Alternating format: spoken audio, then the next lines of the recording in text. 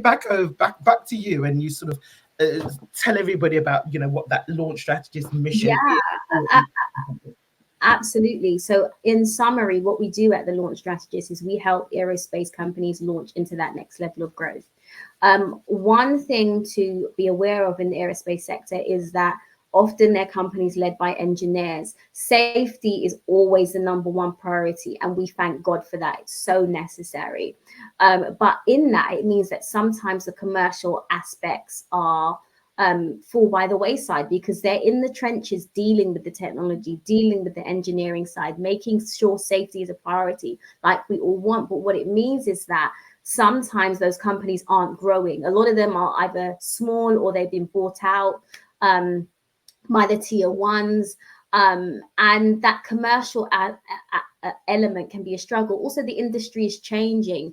The importance of being visible is more important. And so how we do that, how we help aerospace companies launch to the next level of growth, is we embed growth teams within those organizations. So we provide capacity to grow, because a lot of times, like I said, they're engineering, they're entrenched with the manufacturing, serving clients. Actually, there's no team in the business that is focused solely on growing that business. And even if they were, it's not their area of expertise. And so what you find is there might be a business development manager or director which is focused on sales, and that's fine. And we love that, and that's needed, and often we'll work quite closely with that person.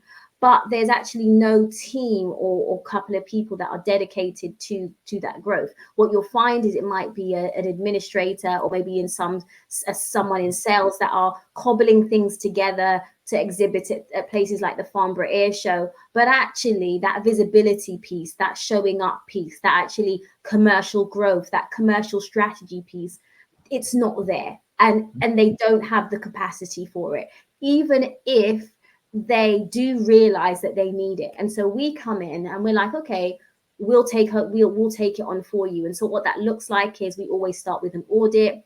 We develop the strategy, and we're not consultants and we're not an agency. And it's important to make that delineation. We're not an agency in the sense that we embed ourselves. We embed a team within the organization. Typically, that's probably about two to three people from our team working on a fractional basis within the business. And so we develop strategy, but we oversee implementation, and we deliver the deliverables, and we act as part of the team in your organization. And we found that model has worked beautifully. The minute we say we embed growth teams in all your organizations, that they kind of get that, they kind of get the need. And so on a tactical kind of functional basis, so we'll do the strategy, but we've done things like, completely redevelop websites. We develop that commercial strategy.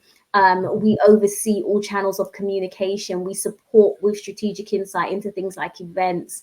And we're looking far out. So we're looking at the legacy of these organizations, and actually, how can you survive not only today, but in the future? A lot of these companies will say we've been around for 30, 50, 100 years. So you don't need to teach them what to do. They've survived and they've thrived to date. But we're moving into a season that is different to where you've been. And what has enabled these companies to survive for the last 30 years is not going to equip them to thrive and survive in the next 30 years. And so we provide that resource. So yes, essentially, we help aerospace companies launch their next level of growth, and we do that by embedding growth teams in these organizations. Yeah. Well, boom. Love it. And if I was to add anything on top of that, is the obvious international piece, which is in the front of my yes. But again, that has a number of different aspects. Number one, my work previous to this was so international. I'm surprised I'm as grounded as I am now. dealing with international teams and companies across the world is one of the things that I do.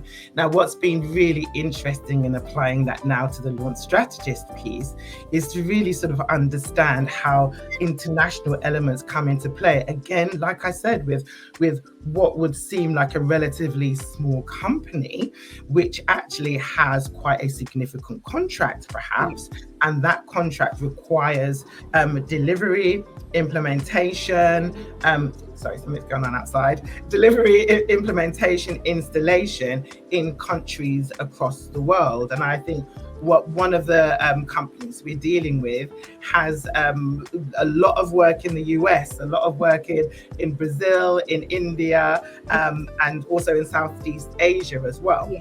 So being able to align stories where relevant, being able to tell a local story where relevant, being able to understand what processes are required in each one of these markets is also very significant too. And so there's that lovely international piece as well as us like moving around the UK. Absolutely, and I love that because aerospace is inherently international. And I think that's where your skill set is particularly beneficial as well, because you're used to the cultural nuances, which you have to be so aware of. It can be one company, the same vision, but the nuances that you have to pull out to be able to thrive in Southeast Asia or Brazil are completely different. You know, one of our clients is developing a completely new supply chain in Brazil, and we offer the service where if you needed us to jump on a plane and support the team in Brazil or support the team in India, we would be willing to do that. And Bunmi has that experience. She's done that for 20 odd years.